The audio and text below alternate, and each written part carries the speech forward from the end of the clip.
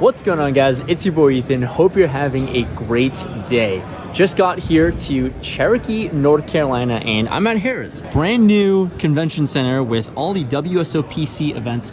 Just flew in from Florida like 5 minutes ago, and my Uber driver, fun fact, fun story, it's an hour-and-a-half drive from the closest airport to Cherokee, North Carolina.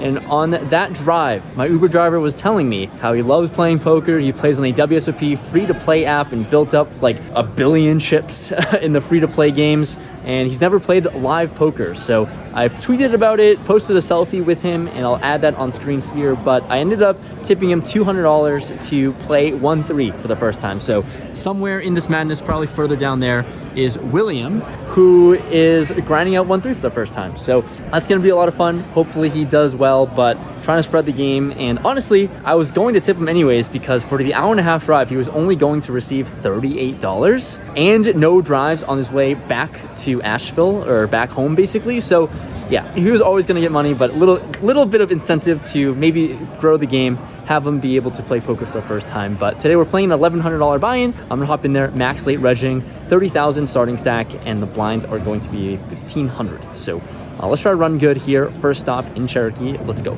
Hopping right in time to play this $1,100 buy-in. I max late reg here at level 11. Blinds are 1,000, 2,000, 2,000, and with 27,000 in my stack, I have King Jack of clubs in the big blind. Button raises to 5,000. Small blind calls, and I think this is an easy shove. Luckily, I get the shove through. Just like that, I chip up to 33,000, and let's get into the action here. We actually get to play another hand, King Jack of diamonds on the button. I have 20 big blinds and decided to limp this one.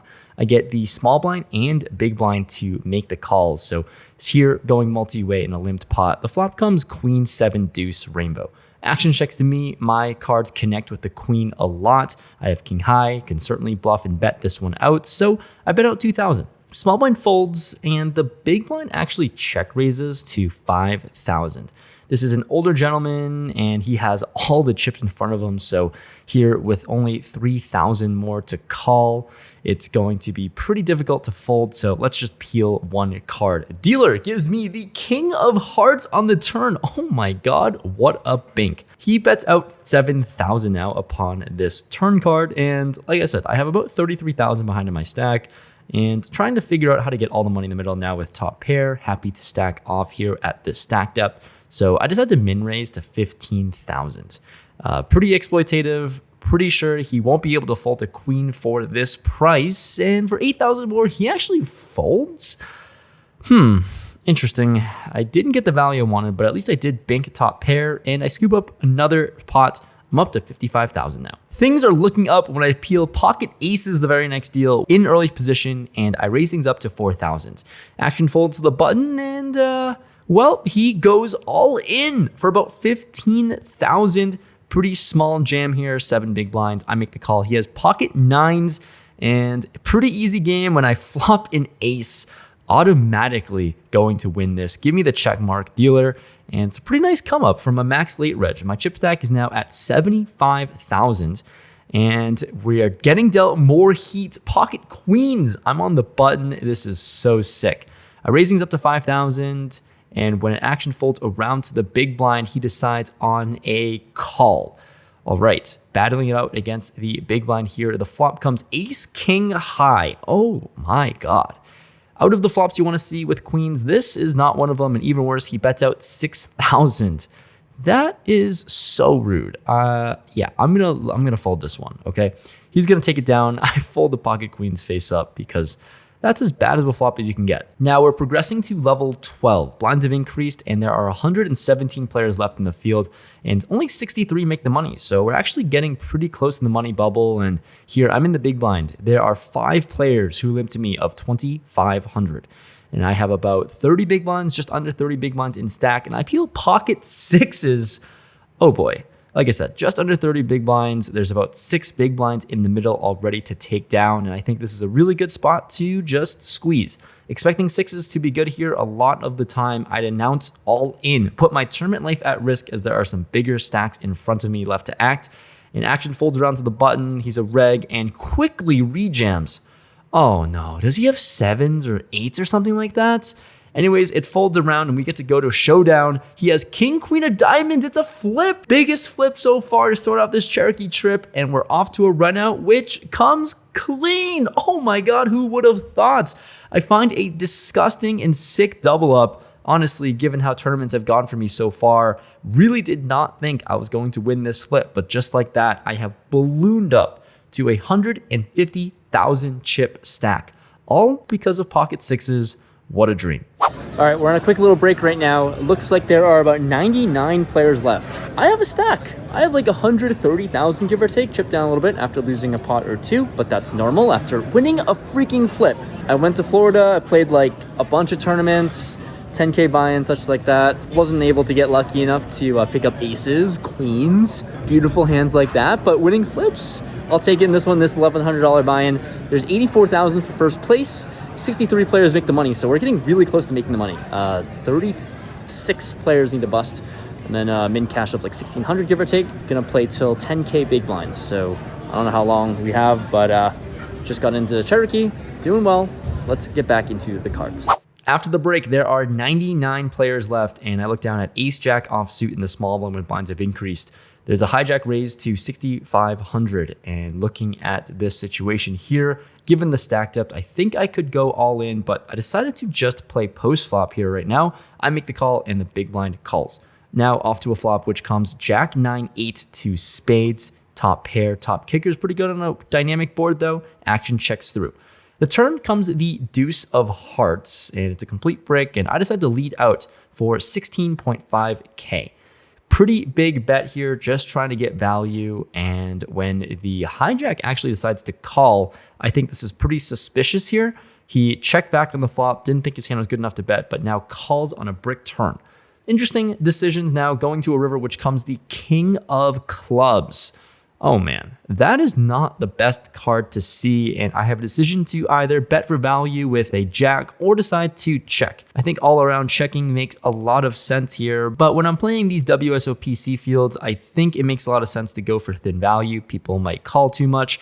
So for that reason, I decided to bet really small, 12,000. I know that in theory, this line makes no sense, but maybe my opponent can call, but he's sniffing something out. It actually decides to raise to 40,000.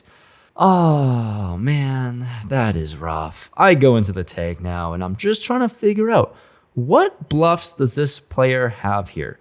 And I have no idea what hand he even plays this way. To be honest, it's hard to make sense of it all. But once again, we are playing these fields. It's very recreational and it's hard to find river raises as bluffs. And I don't know. I decided to just give him the benefit of the doubt. I mean, when I'm confused, usually I lean towards a call, but in this instance, I decided to believe him.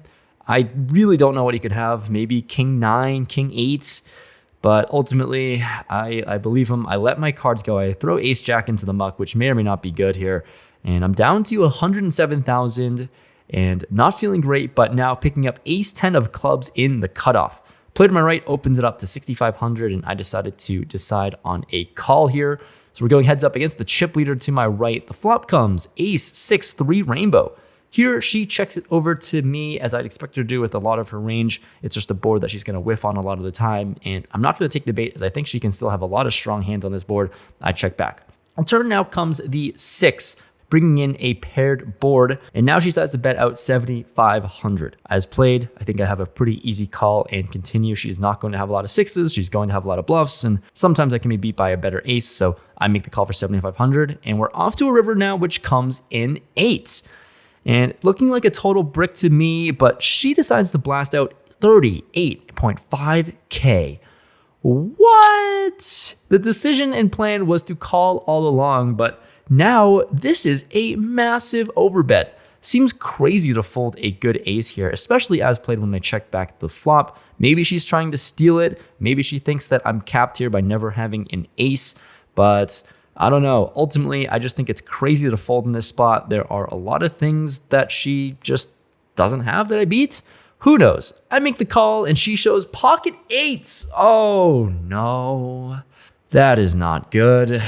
She rivered the full house, gets paid max value, and Maybe when I think about it a little bit more, I could have made a fold, as I think she could be betting like ace jack plus, as I don't know, she thinks her hand is good. But yeah, full house is going to take it down. I am now down to 55,000. And in a span of just 5 minutes, these last two hands happened back to back. I lose about 70% of my stack.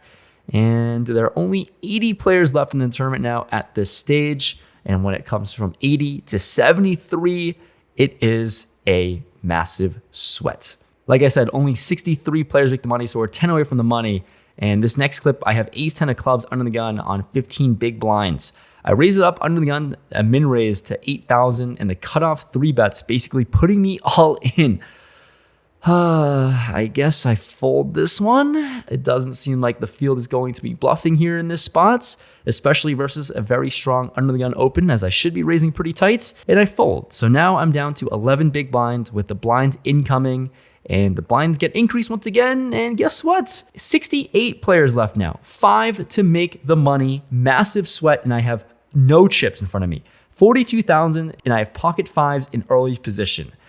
Oh man, well, shit. This is nerve-wracking, but I think my hand just has to be done.